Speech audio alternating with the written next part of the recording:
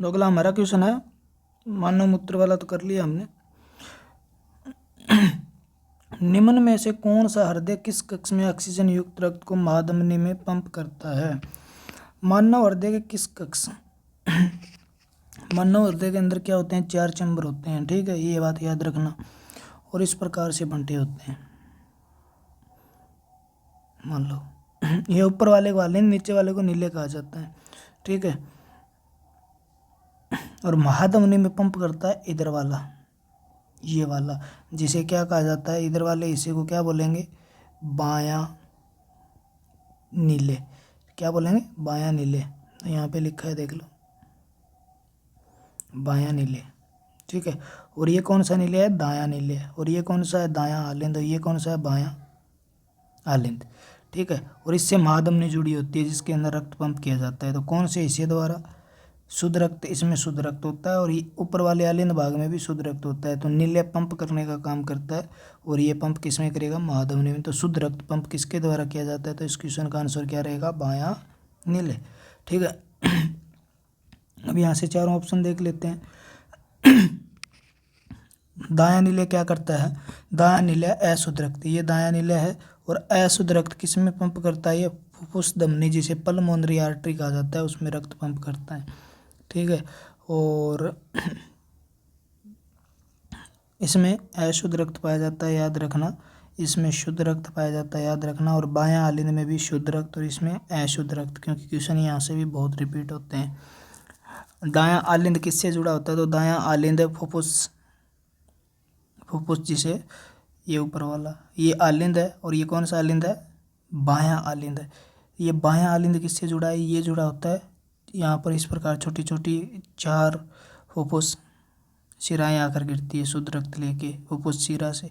और ये वाला भाग जुड़ा होता है महाशिरा से, यानी ये कौन सा है? दायां आलिंद है जो महाशिरा से जुड़ा होता है, ठीक है। ये भी याद रख लेना। मानव शरीर में पसलियों की संख्या कितनी होती है? संख्या पूछिए, यहाँ पे थोड़ा सा ध्यान रख लेना, क्योंकि अगर यहाँ पे पूछता जोड़े कितने होते हैं, पसलियों के जोड़े कितने होते हैं, तो दोनों क्वेश्चनों के आंसर अलग अलग है। तो संख्या कितनी होती है? तो आप कहोगे जी संख्या होती है 24। अगर जोड़े पूछे तो 12, ठीक है ना। और 12 जोड़ों को 3 भागों में बांटा जाता है। एक को ट्रू रिब्स बोला जाता है, सच्ची पसलियाँ। एक को फॉल्स रिब बोला जाता है, झूठी पसलियाँ। और तीसरे को बोला जाता है फ्लोटिंग रिब्स, ठीक है। ट्रू रिब्स 5 होती है, 5 जोड़े यानी कितनी होगी? 10, नहीं 7 है, 14, ठीक है। और फॉल्स रिब होती है 3 जोड़े यानी 6। और ट्रू फ्लोटिंग यानी तैरती हुई पसलियाँ जो होती है वो 2 जोड़े होते हैं यानी 4, यानी 14 और 6 20 और 4 24 हो गए, ठीक है ना। तो जोड़े पूछे तो हमारा आंसर 12 रहना चाहिए, संख्या पूछिए तो 24। नंबर में जो होती है वो रिब्स जो होती है, ठीक है ना, पसलियाँ। और रिब्स से याद कर लो जोड़े 12, आर से याद कर लो इस प्रकार से अलग करके, ठीक है। आपसे पूछ ले किडनी की सुरक्षा कौन सी रिब्स करती है, तो आपका आंसर क्या रहेगा? फ्लोटिंग रिब्स करती है, प्रोटेक्शन देने का काम करती है।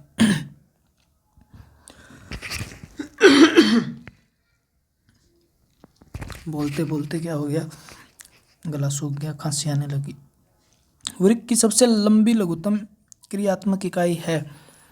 वृक्क जो होता है उसकी लघुत्तम क्रियात्मक इकाई है। वृक्क मतलब किडनी, गुर्दे, ठीक है। होठ भी फट गए हैं भाई, ठीक है। आप पढ़ रहे हो साइंस गुरु बलवंत पे, और यहाँ से बहुत ही अच्छी अच्छी क्वेश्चन पढ़ रहे हो, आपको पता भी है। तो लाइक शेयर कमेंट नहीं करना भूलें। अच्छी वीडियो लगी तो आपके पास 4 ऑप्शन होते हैं, कमेंट करो, लाइक करो, शेयर करो, डिसलाइक करो, या आप सब्सक्राइब भी करो। इनमें से चारों कर लो तो भी अच्छा है, चारों नहीं हो सकते, इनमें से 4 ऑप्शन हो सकते हैं, यानी लाइक, कमेंट, शेयर और सब्सक्राइब। या लाइक की जगह आप डिसलाइक कर सकते हो, ठीक है। यानी उनमें से एक ही विकल्प होता है आपके पास। तो अच्छे नहीं लगे तो डिसलाइक कर दो, कोई टेंशन नहीं है। तो किडनी की, ठीक है, ये कह रहा है स्मॉलेस्ट फंक्शनल यूनिट क्या है, ठीक है ना, स्मॉलेस्ट फंक्शनल यूनिट। तो न्यूरॉन किसकी स्मॉलेस्ट फंक्शनल यूनिट है? तो आप कहोगे जी तंत्रिका तंत्र की है न्यूरॉन, नर्वस सिस्टम की, वायुकोश जो होते हैं ना, जिन्हें हम एल्वियोलाई कहते हैं, वो होते हैं फेफड़ों के, यानी लंग्स के हैं ये। और ये किसके हैं? नर्वस सिस्टम के हैं। न्यूरॉन, अंडाशय ये किसी का नहीं है। नेफ्रॉन किसकी है? किडनी की है। किडनी की सबसे छोटी फंक्शनल नेम स्ट्रक्चरल यूनिट है नेफ्रॉन। और किडनी क्या करती है? एक्सक्रीटरी ऑर्गन, हमारा मुख्य उत्सर्जी अंग है मानव का, जो मूत्र का निर्माण करता है और नाइट्रोजन से युक्त पदार्थों को शरीर से बाहर फेंकता है। क्वैशियोरो किसकी पौष्टिक तत्वों की कमी से होता है? पहले भी बता दिया।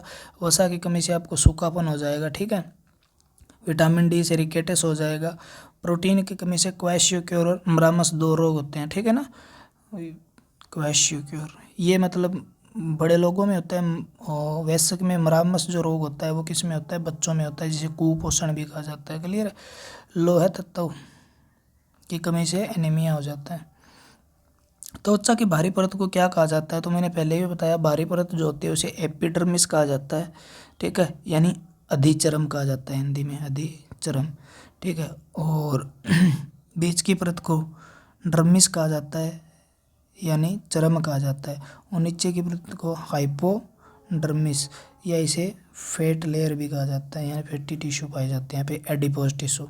तो इसका उत्तर क्या होगा? डर्मिस तो बीच की है, एपिडर्मिस बाहरी परत है, ठीक है ना। एक्सीडर्मिस ये कुछ बनता ही नहीं इनका। क्लियर है। तो ऊपर वाली परत को हिंदी में पूछ रहे तो अधिचर्म, और या आप क्या बोलते हो? एपिडर्मिस बोलते हो। क्लियर है। मानव शरीर में हीमोग्लोबिन का क्या कार्य है? तो हीमोग्लोबिन मैं बार बार बता चुका हूँ, आरबीसी के अंदर एक पिगमेंट पाया जाता है HB हीमोग्लोबिन, जिसके अंदर लोहा होता है, ठीक है। और इसका रंग जो होता है वो लाल होता है लोहे के कारण, ठीक है। और ये हीमोग्लोबिन क्या करता है?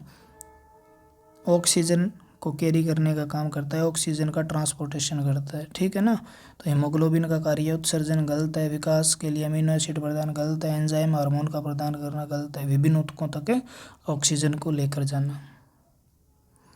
मानव शरीर में सामान्य श्वास दर कितनी होती है? तो मानव में 16 एवरेज होती है। कितनी होती है? 16। तो 16 तो मतलब ब्रीदिंग, ये पूछ रहा है ब्रीदिंग रेट क्या होता है, यानी 1 मिनट में कितनी बार सांस लेता है आदमी सामान्यतः। तो सामान्यतः वो कितनी लेता है? 15 से 16 मिनट, 20 से 24, ठीक है ना। तो आप यहाँ पर देखो ये क्वेश्चन सही हो जाएगा, 16 बीच में आ रहा है। क्लियर है। 15 से 20 के बीच में लेता है सामान्यतः। कितनी बार सांस लेता है, कितनी बार छोड़ता है, ठीक है ना। सांस लेना छोड़ना एक ही रेट माना जाता है, यानी एक ब्रीदिंग एक सांस माना जाता है, ठीक है। म्यादी ज्वर जिसे टाइफाइड भी कहा जाता है, टाइफाइड, और जिसे आंत ज्वर भी कहा जाता है। म्यादी क्यों कहा जाता है? इसकी म्याद होती है, म्याद का मतलब होता है इसका टाइम पीरियड होता है, कुछ टाइम पीरियड में ये अपने आप ठीक भी हो जाता है, अगर सही से इलाज ना करे हो जाए तो राम नाम सत्य भी हो सकता है रोगी का। तो टाइफाइड अंतर्ज्वर कहा जाता है। कौन सा हिस्सा? यानी टाइफाइड को इंटेस्टिनल फीवर भी कहा जाता है। तो अंतर तो किसको प्रभावित करेगा? आंत को। आंत के किस भाग को? छोटी आंत को ज़्यादा प्रभावित करता है, ठीक है। फेफड़े को नहीं करेगा, यकृत को नहीं करेगा, पक्वाशय को नहीं, तो आंत को करेगा।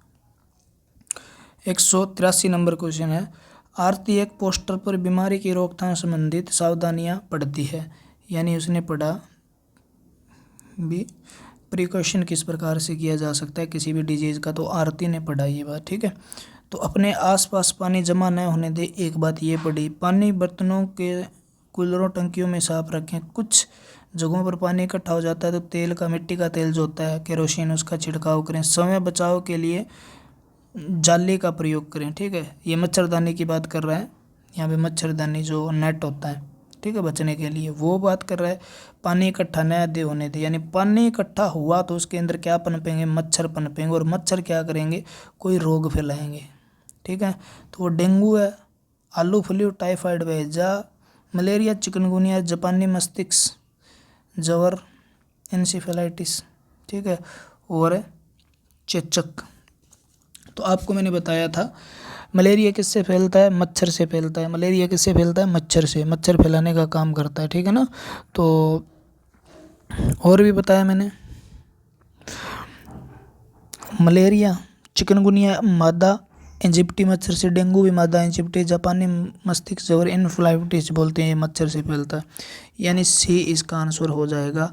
यानी ये सारे मच्छर से फैलने वाले रोग है, यानी इनके बारे में हो सकता है। इसने ये कहा है पोस्टर बीमारी के रोग संबंधित है, सावधानियां पड़ती है। ठीक है, पोस्टर का उद्देश्य है कि फैलने वाले जागरूक पैदा करना, मच्छरों से फैलने वाले रोगों को जागरूक करना। क्लियर है।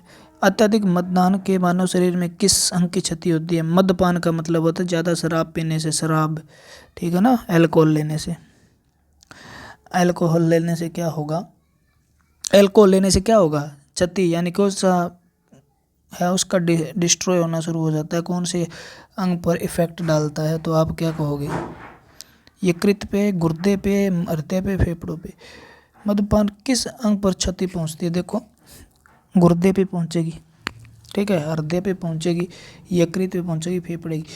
लेकिन जो सबसे ज़्यादा जो डैमेज होगा ना, वो कौन होगा, कौन सा अंग होगा? यकृत होगा, ठीक है ना। कौन सा होगा? यकृत। ठीक है, गुर्दे पर भी होगी, मैं बता देता हूँ कई बार, ठीक है ना। अल्कोहल जो होता है उसका सेवन करने से, अल्कोहल करने से क्या होगा? एडीएच हार्मोन पर प्रभाव पड़ेगा। एडीएच हार्मोन की वजह से जल की कमी हो जाएगी, डिहाइड्रेशन भी हो जाएगा, आपको शरीर में ग्लूकोज, विटामिन सी की कमी भी हो जाएगी, कमजोरी महसूस होगी, क्योंकि ग्लूकोज लेवल जो गिर जाता है आपके, उसमें मेटाबॉलिक रेट जो होता है बीएमआर, वो भी रेट गिर जाता है अल्कोहल का सेवन या नशीली वस्तुओं सेवन करने से। ठीक है, कीटोन बॉडी जो होती है, एल्डिहाइड कीटोन बॉडी, उनका निर्माण हो जाता है अल्कोहल का सेवन करने से।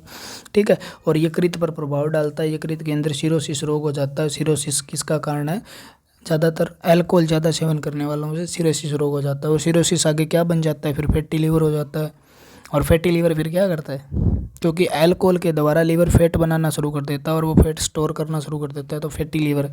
और फैटी लीवर फिर क्या होता है? लीवर कैंसर का कारण बन सकता है, और लीवर कैंसर के लास्ट में क्या है? लीवर फेलियर हो जाएगा और आदमी की मृत्यु हो जा सकती है। ठीक है, तो अत्यधिक मद्यपान का सेवन न करें। क्लियर? इनमें से मानव शरीर में सबसे छोटी हड्डी कौन सी है? इनमें से स्टेपीज रकाब, ये नाम पहली बार पढ़ रहा हूँ मैं भी, रकाब, बार बार कह दिया आपको। ये तीनों हड्डी देखो, स्टेपीज, इनकस, मेलियस, ये तीनों हड्डी कान की हड्डियाँ हैं। और एक कान में ये 1, 2 और 3 हड्डी पाई जाती है, यानी 3, दोनों कानों में 6 हड्डी पाई जाती है, याद कर लेना। टाइफाइड हैजा किस प्रकार का उदाहरण है? संक्रामक रोगों में, वायुजनित रोगों, जल जनित रोगों का। संक्रामक रोग तो है ही है, लेकिन वो क्या है? जल से जनित रोग है। तो यहाँ पर ये क्वेश्चन का आंसर सही हो जाएगा, क्योंकि दोनों चीज़ें आपको पता है होनी चाहिए।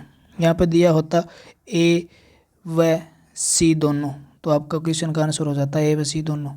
ठीक है, तो जल जनित रोग है ये, कॉन्टामिनेटेड वाटर या फूड से फैलने वाला है। ल्यूकेमिया किसका रोग है? ल्यूकेमिया किससे संबंधित है? रक्त से संबंधित रोग है। ठीक है ना, ल्यूकेमिया पहले बता चुका हूँ मैं। ल्यूकेमिया, ल्यूकोसाइट, ल्यूकोपीनिया, ठीक है। ल्यूकोसाइट किसका नाम है? WBC का। ल्यूकोपोइसिस क्या है? WBC के निर्माण की प्रक्रिया को बोलते हैं। WBC का निर्माण bone marrow, red bone marrow में होता है। ठीक है ना, और ल्यूकेमिया क्या होता है? WBC की संख्या अब नॉर्मल इसके अंदर इंक्रीमेंट हो जाता है, यानी बढ़ जाती है। तो संख्या बढ़ जाती है, तो WBC की संख्या बढ़ने पर ल्यूकेमिया होता है, घट जाने पर ल्यूकोपीनिया होता है। ठीक है, तो WBC किससे संबंधित है? तो आप क्या कहोगे? रक्त से। तो ल्यूकेमिया रोग को ब्लड कैंसर भी कहा जाता है, याद रखना, तो रक्त से संबंधित है। हीमोग्लोबिन का मुख्य घटक क्या है? सभी को पता है, लोहा, बहुत बार आ लिया क्वेश्चन। ठीक है, ड्यूडेनम, यानी ड्यूडेनम क्या है? तो ड्यूडेनम जिसे हिंदी में ग्रहणी बोलते हैं, ग्रहणी या पक्वाशय भी बोलते हैं, पक्वाशय, ये छोटी आंत का वह भाग है जो सीनुमा आकृति का होता है। ठीक है, अमाशय से नीचे का भाग है, इस प्रकार से होता है, यहाँ पे एक नस्य जुड़ा होता है। तो इस भाग का नाम क्या है? छोटी आंत का पहला भाग, सबसे छोटा भाग भी है ये। ठीक है, इसमें फोल्डिंग वगैरह नहीं होती। ठीक है, कोयलिंग वगैरह की तरह नहीं होता, कोयल की तरह गुंथा हुआ नहीं होता। इतना भाग है ये, क्या कहलाता है? इतना का, अमाशय से आगे भाग इतना का। ठीक है, ये भाग सीनुमा आकृति का होता है, इसे ड्यूडेनम ग्रहणी। ठीक है, ये किसका भाग है? छोटी आंत का भाग है। विटामिन जो नींबू संतरे में खट्टे पदार्थों में मिलता है, विटामिन सी खट्टे फलों में कौन सा मिलता है? Vitamin C. विटामिन सी का रासायनिक नाम सक्रिय और कमी एस कार्बिक एसिड और कमी से सक्रिय रोग होता है। ठीक है, किसका काम मानव शरीर में ऑक्सीजन ले जाना है, आपको पता है, सबको पता है, ठीक है ना।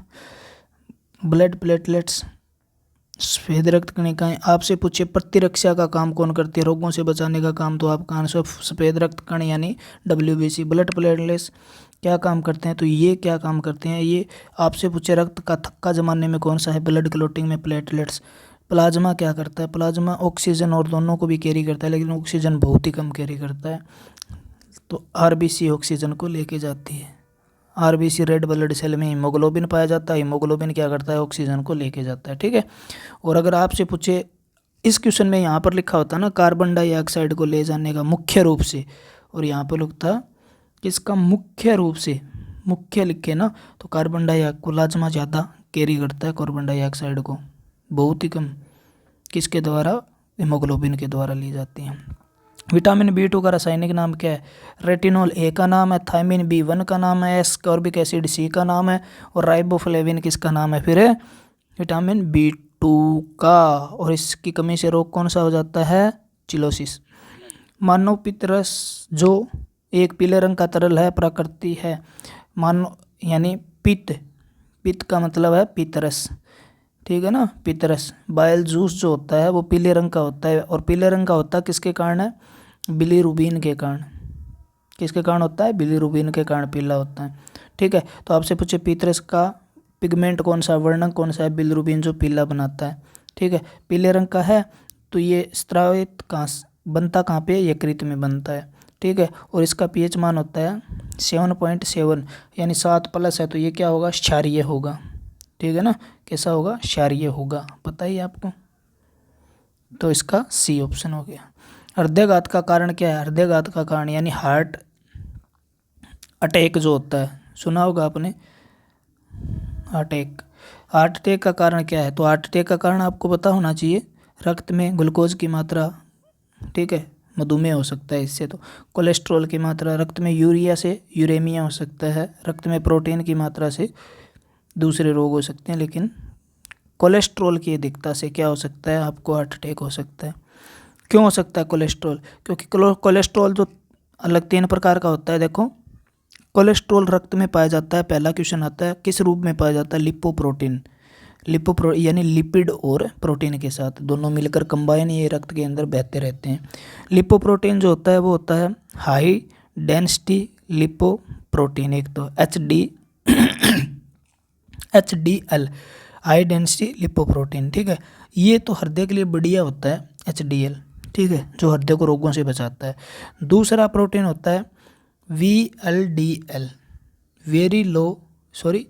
LDL, ठीक है, लो डेंसिटी लिपोप्रोटीन। ये क्या करता है, कुछ कम खतरनाक होता है, बुरा होता है लेकिन कम खतरनाक होता है। लेकिन इससे भी कम क्या हो जाए, VLDL नाम का लिपोप्रोटीन अगर ब्लड में बढ़ जाए इसकी मात्रा, तो ये बहुत बुरा लिपोप्रोटीन कहा जाता है इसे, जो बहुत नुकसानदायक होता है, क्योंकि कम डेंसिटी के कारण ये क्या रक्त से बाहर तैरने की कोशिश करेगा और ब्लड वेजल को रोकने की कोशिश करेगा। इस प्रकार ब्लड वेजल रुक जाएगी, इधर का खून इधर नहीं जाने देगा, और ये क्या हो जाएगा, एक दिन हार्ट अटैक हो जाएगा। मानव मस्तिष्क का सबसे बड़ा भाग कौन सा है, मेंडुला ओब्लांगेटा पश्च मस्तिष्क का भाग है, बड़ा नहीं है। अगर आपसे पूछे, ठीक है, अनुमस्तिष्क सेरिबेलम पश्च मस्तिष्क का सबसे बड़ा भाग है, और दिमाग का सबसे दूसरा बड़ा भाग है, आपके मस्तिष्क का दूसरा, याद रखना दूसरा बड़ा है। परम मस्तिष्क सेरिबेलम अगर मस्तिष्क का भाग है, ठीक है, सेरिब्रम, और ये सबसे बड़ा भाग होता है, 2/3 भाग को घेर के रखता है दिमाग के। मध्य मस्तिष्क 3 मस्तिष्क को 3 भागों में बांटा जाता है, अगर मध्य पश्च, और तीनों की कंपेयर की तो अगर मध्य और पश्च में से सबसे छोटा मध्य मस्तिष्क होता है, ठीक है। यानी सबसे बड़ा पूछे तो ये 1 नंबर पे, और 2 नंबर पे बड़ा पूछे तो ये। अगर मस्तिष्क का भाग है ये, और ये किसका भाग है, पश्च मस्तिष्क। पश्च मस्तिष्क में सबसे बड़ा भाग पूछे तो ये। मेडुला ओब्लांगेटा भी किसका भाग है, पश्च मस्तिष्क। BCG का टीका किससे संरक्षण देता है, हमें किससे बचाव कराता है हमारा, ठीक है ना, प्रोटेक्शन किससे देता है, एम्फीसीमा, पोलियो, इसके लिए होता है एंटी पोलियो सिरप APS, ठीक है, ट्यूबरकुलोसिस से देता है, याद हुआ ना, निमोनिया। ट्यूबरकुलोसिस आंसर होगा, बहुत बार क्वेश्चन आ चुका। कौन सा रोग वायरस से होता है? टाइफाइड किससे होता है? तो आपको पता है टाइफी नामक जीवाणु से होता है। इन्फ्लुएंजा किससे होता है? ठीक है। हैजा किससे होता है? आपको पता होना चाहिए। डिप्थीरिया किससे होता है? आपको पता होना चाहिए। तो हैजा किससे होता है? जीवाणु से होता है, मैंने फिर बताया। और डिप्थीरिया भी किससे होता है? किससे होता है डिप्थीरिया, बताओ आप। डिप्थेरी, डिप्थेरी नामक क्या होता है? जीवाणु से होता है। डिप्थेरी नामक जीवाणु से होता है, ठीक है। और हैजा भी किससे होता है? जीवाणु से होता है। डिप्थेरिया जीवाणु, टाइफाइड भी जीवाणु से। तो इन्फ्लुएंजा, इन्फ्लुएंजा वायरस से होता है, ठीक है ना। इन्फ्लुएंजा किस वायरस से होता है? इन्फ्लुएंजा वायरस से होता है, ठीक है। जिसे आप मतलब उस कॉमन भाषा में आप जुकाम भी कह देते हो कई बार, ठीक है। वैसे कॉमन कोल्ड अलग होता है। फ्लू होते हैं influenza, world flu, swine flu, एक ही तरह के हैं। पायरिया रोग किससे संबंधित है? दांतों से, बहुत बार बता चुका हूँ मैं, ठीक है। पायरिया, ठीक है। ये होता किससे? प्रोटोजोआ से होने वाला रोग है। किससे होता है? प्रोटोजोआ से होता है, ठीक है। तो पायरिया। तो मसूड़े, दांत, नाक, वैसे होता मसूड़े, पायरिया मसूड़ों से संबंधित है। वैसे मसूड़े के अंदर क्या आना शुरू हो जाता है? इनमें दोनों ऑप्शन दे रखे हैं, ठीक है। वो एग्जामिनर पर डिपेंड करता है क्या करे, ठीक है। मसूड़े जो किसके हैं? दांतों के अंदर गम्स जो होते हैं, वो टीथ का ही भाग है ना, यानी दांत की जड़ें जो खराब हो जाता है और वहाँ से खून बहना शुरू कर देता है, मुंह से बदबू आनी शुरू हो जाती है, ठीक है। मसूड़ों से खून बहता है, ब्लीडिंग इन गम्स होता है, तो वो दांत से संबंधित है। यहाँ पे दांत अच्छा है। एस्कॉर्बिक एसिड जो होता है विटामिन सी का नाम है, ठीक है। मानव शरीर का कौन सा अंगों को क्रिया था, यानी कौन सा एक ऐसा अंग है जो तो मतलब कॉम्बिनेशन करता है दूसरे अंगों के साथ, ठीक है। मानव शरीर का कौन सा अंग विभिन्न अंगों के साथ क्रियाओं में तालमेल करता है? तो यानी सारे अंगों में एक दूसरे को तालमेल करने का काम किसका है? तंत्रिका तंत्र का है ना। तंत्रिका तंत्र के समन्वय, कोऑर्डिनेशन आपने सुना होगा। कंट्रोल एंड कोऑर्डिनेशन के अंदर हार्मोन और क्या आते हैं? हार्मोन और नर्वस सिस्टम आता है। तो यहाँ पे ऑप्शन क्या होगा? मस्तिष्क। यहाँ पर अगर दिया होता मस्तिष्क और एंडोक्राइन ग्लैंड भी दिया होता तो भी दोनों से ही होते हैं। यहाँ पर क्या है? मस्तिष्क सही रहेगा, अकेला ही है। किसी रोग में हमेशा खालिस्तान होता है। इलाज जरूरी नहीं है, इलाज हो, कारण भी हो सकता है। दवा जरूरी नहीं है, कोरोना की दवा नहीं है, कोरोना का इलाज भी नहीं है। रोगाणु जरूरी नहीं है, रोगाणु हो, पैथोजन हो, ठीक है ना, उसका कारण हो सकता है। रोगाणु का मतलब तो हो गया बायोलॉजिकल जो एजेंट है, ठीक है ना, जैविक जो रोग फैलाने वाले हैं, जैसे बैक्टीरिया हो गया, वायरस हो गया, प्रोटोजोआ हो गया, ठीक है, फ्लैट वॉर्म हो गया, रिंग वॉर्म वगैरह, फंजाई वगैरह से, ठीक है। लेकिन कारण होता है उसका, मतलब का कोई ज़रूर है उसका, कोई ना कोई कारण रहा होगा। डेफिशिएंसी से हो सकता है, ठीक है, म्यूटेशन से हो सकता है, सरप्रेसर से हो सकता है, कुछ भी कारण हो सकता है उसका। विटामिन की कमी से हो सकता है, लोहे की कमी से, किसी की कमी से हो सकता है, किसी की अधिकता से हो सकता है, हार्मोन की डेफिशिएंसी से हो सकता है, अधिकता से भी हो सकता है, ठीक है। तो उसका कुछ ना कुछ कारण रहा होगा। लाल रक्त कहाँ बनते हैं? लाल रक्त कण बताओ कहाँ बनते हैं? हार्ट में बनते हैं? नहीं तो हृदय में। तो बोन मेरो यानी अस्थि मज्जा कहते हैं हिंदी में से, हड्डी में पाए जाते हैं। लीवर, लीवर में, किडनी में नहीं बनते, लीवर में भी। यहाँ पर कुछ भी नहीं दे रखा है, यानी ये अभी की बात कर रहा है। अगर ये कहता भी भ्रूण में कहाँ बनते हैं, तब आपका बोन मेरो ऑप्शन नहीं होता, यहाँ पर लीवर ठीक हो जाता, ठीक है ना। या यहाँ पर स्प्लीन दिया होता पलिया, तो भी ठीक हो जाता भ्रूण के अंदर।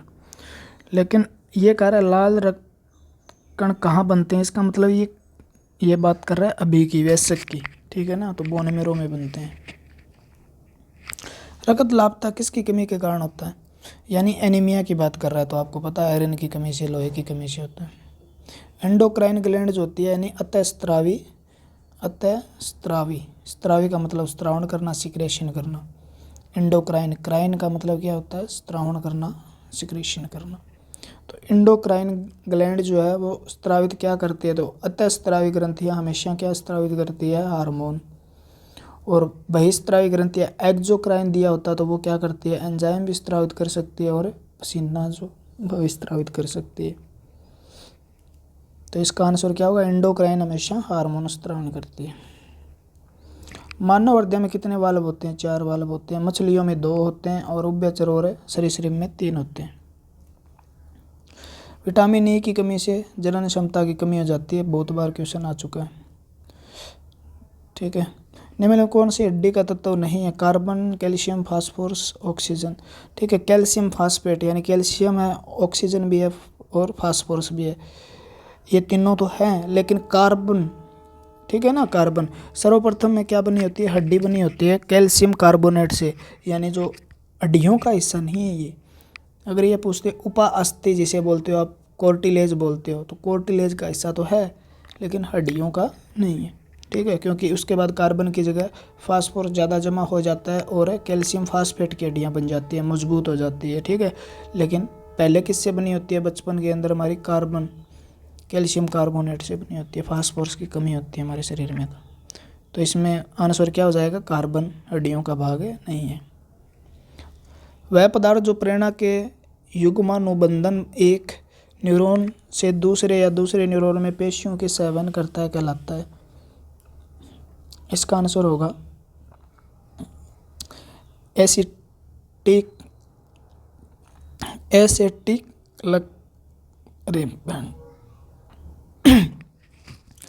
एसेटिलकोनिन।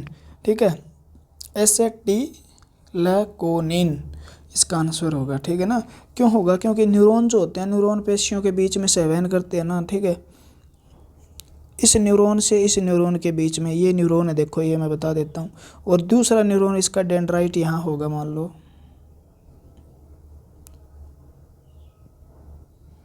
ये न्यूरॉन है, मान लो इसका ये एक्सोन टर्मिनल है। ठीक है, और ये न्यूरॉन का दूसरे का डेंड्राइट है, ये न्यूरॉन बॉडी है, फिर दूसरा न्यूरॉन और ये ऊपर वाली बॉडी है मान लो। तो इन दोनों के बीच में जो यहाँ से जो क्या होगा, ठीक है, यहाँ से जो सेंसिटिविटी जाएगी ना वो इस न्यूरॉन तक जाएगी, तो इसके बीच में एक द्रव भरा होता है जिसे बोलते हैं एसिटिल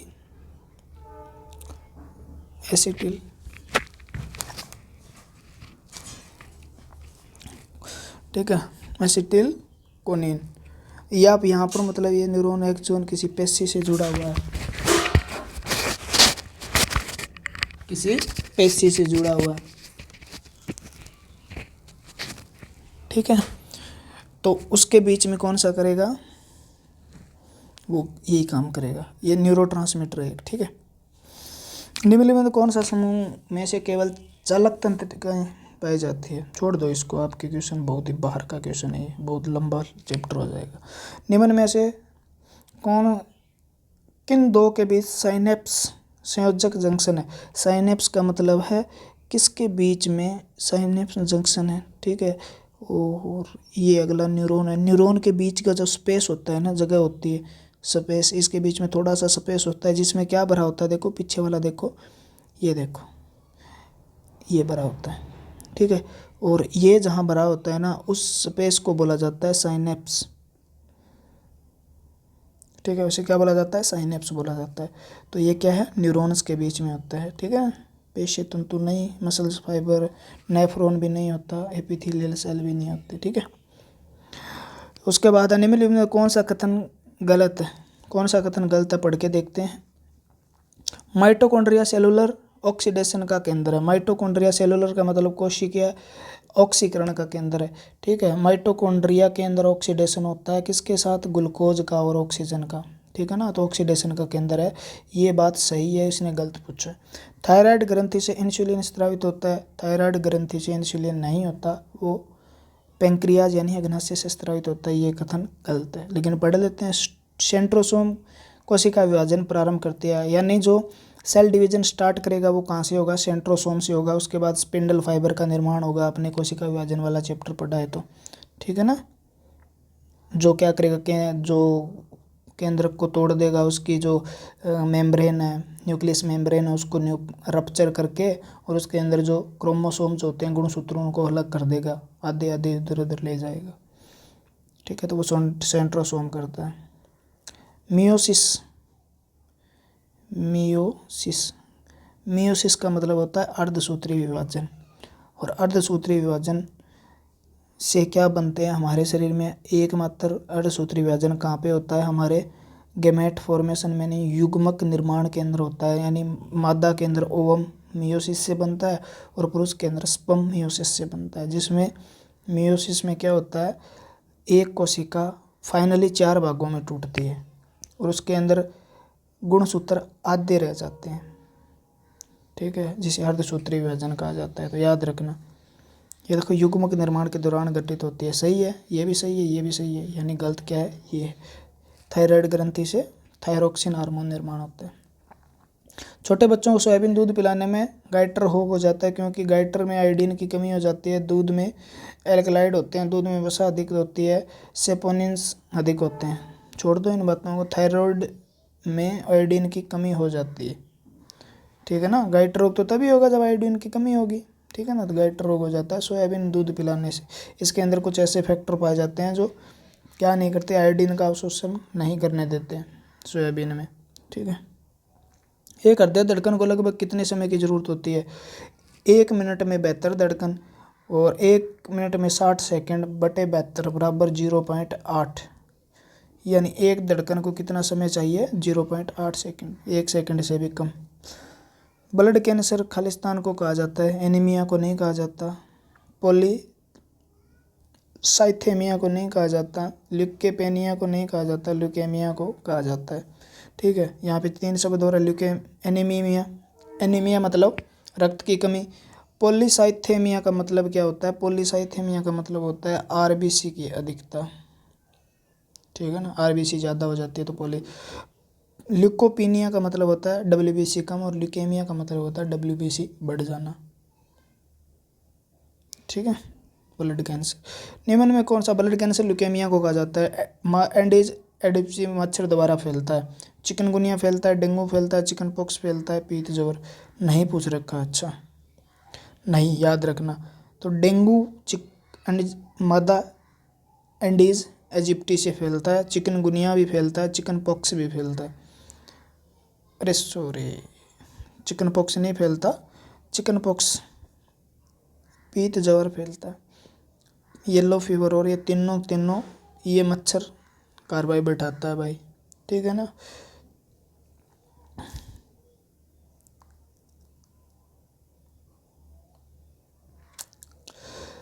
सामान्य संकुंचन दाब कितना होता है? देखो मैंने बार बार बताया है, सिस्टोलिक को संकुंचन बोलेंगे, डायस्टोलिक को शीतलन बोलेंगे, ठीक है। तो सिस्टोलिक दाब जो होता है ना, सिस्टोलिक वो होता है सिस्टोल होने से हृदय के, सिस्टोल, और सिस्टोल का मतलब संकुचित होने से, सह से संकुंचन, सह से सिस्टोल, ठीक है। और जब संकुचित होगा तो हृदय के द्वारा दाब कितना लगाया, ज़्यादा लगाया जाएगा, तो वो क्या होता है 120 mm पारा। और आपसे पूछ ले डायस्टोलिक, यहाँ पे पूछ ले डायस्टोलिक पूछ ले तो वो कितना होगा 80 mm। तो इस क्वेश्चन का आंसर क्या है 120। और नीचे वाला जो होता है वो 80 mm क्या होता है, डायस्टोलिक होता है, डायस्टोलिक, ये सिस्टोलिक। मानव शरीर में अधिकतम मात्रा में पाए जाने वाला तत्व कौन सा है? सबसे ज़्यादा हमारे शरीर में हड्डियाँ हैं, में कैल्शियम है या सोडियम है, लोहा या फास्फोरस है। तो आपका आंसर क्या रहेगा? सबसे ज़्यादा हड्डियाँ होती है और हड्डियों के अंदर कैल्शियम भरा होता है। मलेरिया परजीवी, अच्छा सा क्वेश्चन है, देखो बहुत मस्त सा, ऐसे क्वेश्चन से मुझे प्यार है, ठीक है। आप पढ़ रहे हो साइंस गुरु बलवंत चैनल पे, ठीक है, और पढ़ते रहिए, मुस्कुराते रहिए, क्योंकि पढ़ना आपको अपने हालातों से सुधार कर सकता है। अगर आप अपने हालात से लड़ना चाहते हो तो आप एक ही चीज़ से लड़ सकते हो, पढ़कर, ठीक है ना। आप पढ़कर अपनी हालातों को सुधार सकते हो और अपने माँ बाप का नाम रोशन कर सकते हो। तो पढ़ना ज़रूरी है, बोर मत होइए, पढ़ाई से प्यार कीजिए। मलेरिया के परजीवी मानव रक्त के से पोषित होते हैं। देखो एक बात कही है इसने, मलेरिया के परजीवी जो होते हैं ना, मलेरिया के अंदर जो प्रोटोजोआ पाया जाता है, प्रोटोजोआ यानी वो प्लाज्मोडियम है, तो प्रोटोजोआ जो होते हैं उसको क्या बोलते हैं? परजीवी बोलते हैं। क्लियर? परजीवी जो दूसरे के जीवों पर निर्भर रहते हैं, अपने आप भोजन नहीं बना सकते या नहीं पचा सकते, ठीक है। एक प्रकार के परजीवी अनुकूलन, ठीक है, और पाचन तंत्र की क्षति होती है, इस कारण उसमें आहार की मेजबान निर्भर करते हैं। ये कह रहा है एक प्रकार के परजीवी अनुकूलन में पाचन तंत्र की कमी होती है और इस कारण से आहार के लिए मेजबान पर निर्भर रहते हैं, दूसरों पर निर्भर रहते हैं। तो ये सही बात कह रहा है, उसमें पाचन तंत्र की कमी होती है, इसलिए वो पचा नहीं सकते, पचा हुआ भोजन लेते हैं कहीं ना कहीं, यानी दूसरों पर निर्भर रहते हैं, ठीक है। तो वो क्या है, तो आपका आंसर है मलेरिया परजीवी मानव, मलेरिया तो मानव को ही होता है, ठीक है ना, तो वो निर्भर रहते हैं। और आर भी, दोनों भी सही है, ए आर दोनों गलत हैं, नहीं है, ए सत्य आर गलत है, ये भी सही, ए गलत है किंतु आर सत्य नहीं है, ए व आर दोनों सत्य हैं, ये बात सही है, लेकिन आर ए का सही स्पष्टीकरण है, ठीक है, तो ऑप्शन डी हो जाएगा। मानव शरीर में कौन सा भाग है प्रचलित है जो एडम एप्पल यानी एडम एप्पल कहलाता है, एडम का सेब कहलाता है। एडम एप्पल आपको पता है महिलाओं में कम विकसित होता है, पुरुषों में अधिक विकसित होता है। गले के नीचे एक गोला सा नजर आएगा, उसे एडम एप्पल कहते हैं अपन, ठीक है, टेटुआ बोलते हैं हिंदी में, टेटुआ, टेटुआ, एडम का सेब लिख रखा है इसने, टेटुआ, वो टेटुआ होता है, पुरुषों में ज़्यादा विकसित होता है, इसके कारण पुरुषों की आवाज़ भी मोटी होती है। और ये एडम एप्पल जो होता है कॉर्टिलेज पाए जाते हैं, 9 कॉर्टिलेज होते हैं, किसके अंदर पाए जाते हैं, आपके वोकल कॉर्ड के अंदर, ठीक है ना, साउंड बॉक्स होता है उसमें, उसमें से एक कॉर्टिलेज होता है जिसे बोलते हैं थायराइड कॉर्टिलेज। थायराइड कॉर्टिलेज जो होता है वो क्या होता है, बड़ा होता है, ठीक है, वो बढ़ जाता है, ज़्यादा विकसित होता है पुरुषों के अंदर, जिसे क्या कहा जाता है, एडम एप्पल कहा जाता है, ठीक है ना। तो थायराइड तो क्या कहलाता है, थायराइड एडम एप्पल, प्रचलित तौर पर एडम एप्पल कहलाता है, थायराइड कॉर्टिलेज होता है वो, ठीक है ना। तो ये क्वेश्चन का आंसर ये है सही, ये कृत गलत है, थाइमस गलत है, एड्रिनल गलत है। टाइफाइड किससे होता है, तो जीवाणु से होता है। मलेरिया किससे होता है, प्रोटोजोआ से होता है। एड्स किससे होता है, विषाणु से होता है। दाद किससे होता है, कवक से होता है, ठीक है ना, कृमि से। एथलीट फुट नामक बीमारी होती है, पग बड़ा हो जाता है, हाथी पाँव बोलते हैं, ठीक है, कृमि को बोलते हैं वूम, वूम वूम। तो याद कर लेना, बार बार क्वेश्चन आ रहे हैं। बीसीजी का टिक्का आपको पता है, ये थोड़ी देर तपेदिक टिब्बी एक्समा पे लगाया जाता है। बीपीएल, बीपीएल का टिक्का किस में लगाया जाता है, आपको पता होना चाहिए, ठीक है ना। बीपीएल को बोलते हैं बेटा प्रोपियोलैक्टोन, बेटा प्रोपियोलैक्टोन वैक्सीन कहा जाता है। तो ये किसके लिए लगता है, रेबीज़ के लिए लगता है, एंटी रेबीज़ वैक्सीन है ये, ठीक है।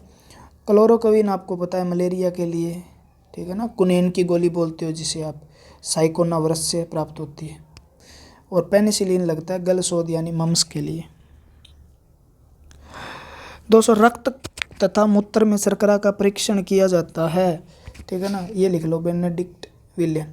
बेनेडिक्ट विलियन के अंदर क्या किया जाता है, इसके अंदर रक्त और मूत्र शर्करा का परीक्षण किया जाता है, ठीक है।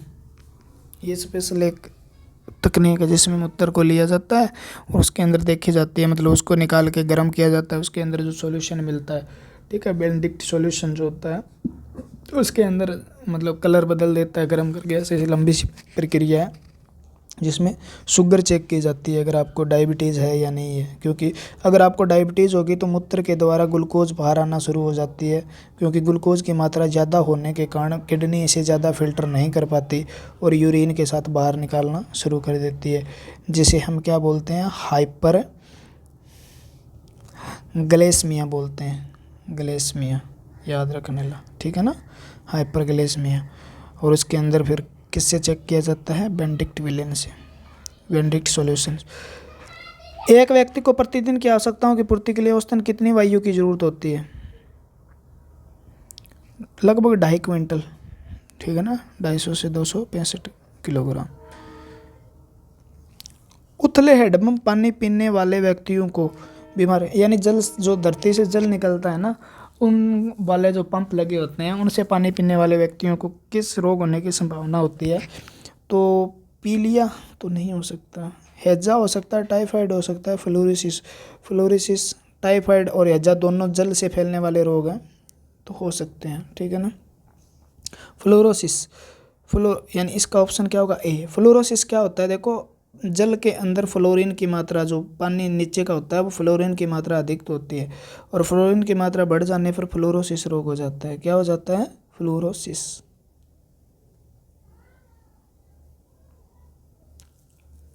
ठीक है, तो फ्लोरोसिस रोग याद रख लेना। 1, 3 और 4, 1, 2 और 4। और फ्लोरोसिस किससे संबंधित होती है? दांतों से संबंधित है। दांत पीले हो जाते हैं, आपने देखा होगा ट्यूबवेल वगैरह का पानी जो पीते हैं, हेडपम्प वगैरह का, उनके दांत पीले पीले हो जाते हैं, तो वो फ्लोरोसिस के कारण होते हैं। ठीक है ना। फ्लोरीन जो होता है वो क्या है? एक एलोजन है। क्लियर है? जो कैल्शियम के साथ अभिक्रिया करके उसको क्या करता है? दांतों को मजबूत करता है, और इसकी मात्रा घट जाने पर भी फ्लोरोसिस हो जाता है। ठीक है, तो अगला क्वेश्चन पढ़ रहे हैं हम 225 के बाद। तो मैं बता देता हूँ, आप यहाँ तक पढ़ रहे हैं तो बहुत ही सभ्य बालक हैं, और आप पढ़ते रहिएगा, क्योंकि यहाँ से बहुत ही अच्छे अच्छे क्वेश्चन मिलने वाले हैं। क्लास हमारी हो चुकी है 2, 3, 5 और 6-7 घंटे की हो चुकी है। ठीक है, और ये क्लास 10-12 घंटे तो चलेगी कम से कम। तो आज के लिए चलते हैं अगले क्वेश्चन पर, 226 नंबर। ठीक है, और आप पढ़ रहे हो साइंस गुरु बलवंत नमक चैनल पे। ठीक है ना, और पढ़ते रहिए, यहाँ से बहुत कुछ अच्छा अच्छा मिलता है आपको। ठीक है।